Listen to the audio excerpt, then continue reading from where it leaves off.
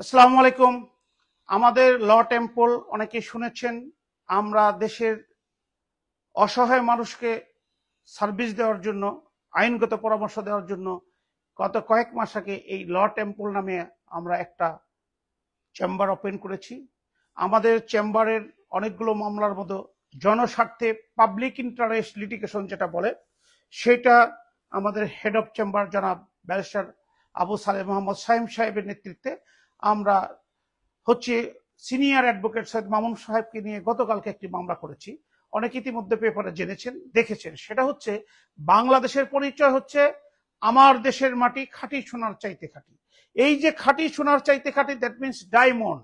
আপনার কি সেটাকে হেরা বলতে পারেন? সেটা হলো ত্রিফসলীয় সম্পত্তি। এই ত্রিফসলীয় সম্পত্তিগুলো বিশেষ করে আমাদের নদীমাতৃক দেশে সিরাজগঞ্জ বলেন, টাঙ্গাইল বলেন, এই মানিকগঞ্জ বলেন, মাদারীপুর বলেন, শরীয়তপুর বলেন, ইভেন ভোলা এবং আপনার বরিশাল ফসলি সম্পত্তি হয় না, সেখানে হয়তো অনেকটা ইন্ডাস্ট্রি হয়।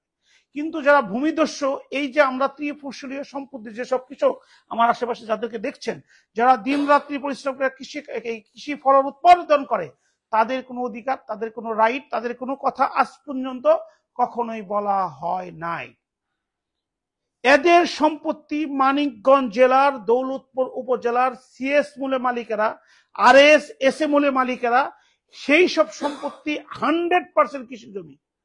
পতিত সরকার আমলে একবার ভালো মহল ঘোষণা করা হয়েছিল গত 24 সালে, কিন্তু তারা পারেননি মানুষের প্রতিবাদে। তখন দিদান, যদিও নির্বাচিত সরকার না, ভোট চোরের সরকার, তখন তৎকালীন এমপি সাহেব ওনাদের কাছে আশ্বস্ত করেছিলেন যে এখান থেকে আমি বেঁচে থাকতে হবে না। কিন্তু দুঃখজনক হলো সত্য, এখানে কোনো রাজনৈতিক সরকার নাই। ডক্টর ইউনূস সাহেবের নেতৃত্বে একটা গ্রামীণ মানে এনজিও গ্রাম একটা সরকার আছে, তাদের নেতৃত্বাধীন এই মানিকগঞ্জের ডিসি এদের জমিকে কেন্দ্র করে 4000 স্কোয়ার ফিট মানে 15 বর্গ কিলোমিটার, সেটাকে ভালো মহল ঘোষণা করছে 2,65,00,000 টাকার একটা অ্যামাউন্ট দেখিয়ে।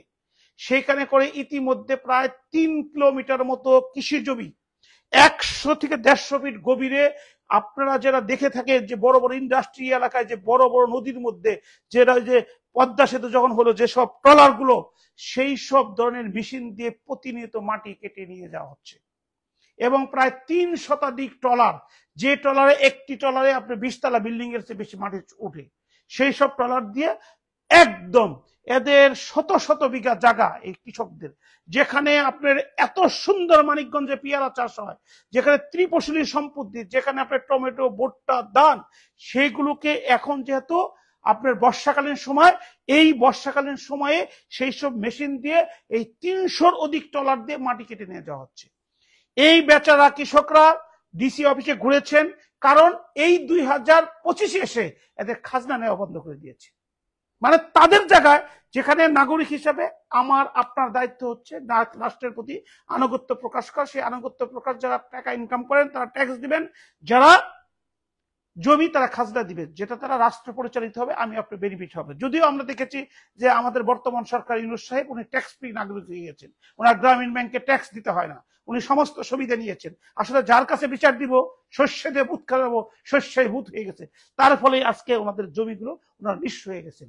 ওনারা না পাবেন রাস্তায় থাকতে, ঘর বাড়িতে সব শেষ, জমি টমি সব বিলীন হয়ে যাচ্ছে, ওনারা ভিক্ষাও করতে পারবেন। এককালে সচ্ছল লোক, এখন ভিক্ষা করতে লজ্জা পাবে, যে কারণে ওনাদেরকে আত্মহত্যা করতে হবে। সেই ব্যাপারে আজকের শনিবার, গত শনিবারে আমরা প্রেস ক্লাবে ওনাদের সাথে আমরা প্রেস ক্লাবে এসে মানববন্ধন করেছিলাম। দুঃখজনক হলেও সত্য, রাষ্ট্র নীরব, কৃষকের পক্ষে কেউ কথা বলেনি। আপনাকে চ্যালেঞ্জ করে বলতে পারি, স্বাধীনতার পরে কৃষক শ্রমিকদের পক্ষে কোন এলিট ক্লাস বুদ্ধিজীবী রাস্তায় দাঁড়িয়ে সে কথা বলেছে পাইনি। কিন্তু যারা এলিট ক্লাস বলছেন, তার বাপ দাদা আমার মতো কৃষকের সন্তান, তারা ভুলে গেছে। কিন্তু আমি সেই কৃষকের রক্ত সবসময় ধারণ করি বিদায় তাদের নিয়ে কথা বলছি।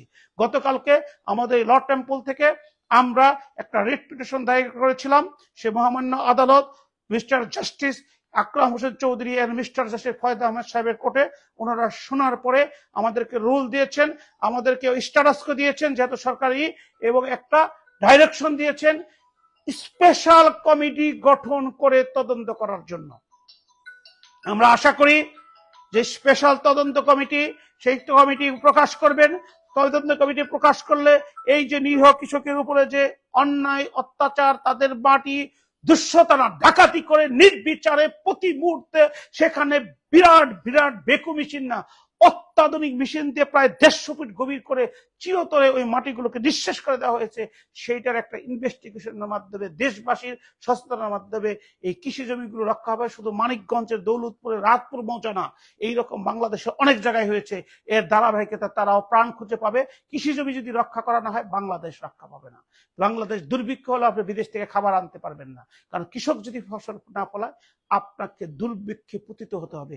আপনি যদি 3 ফসলের সম্পত্তি যদি রক্ষা করতে না পারেন, আপনার আমার কারো ভাগ্যে ভাগ জুটবে না।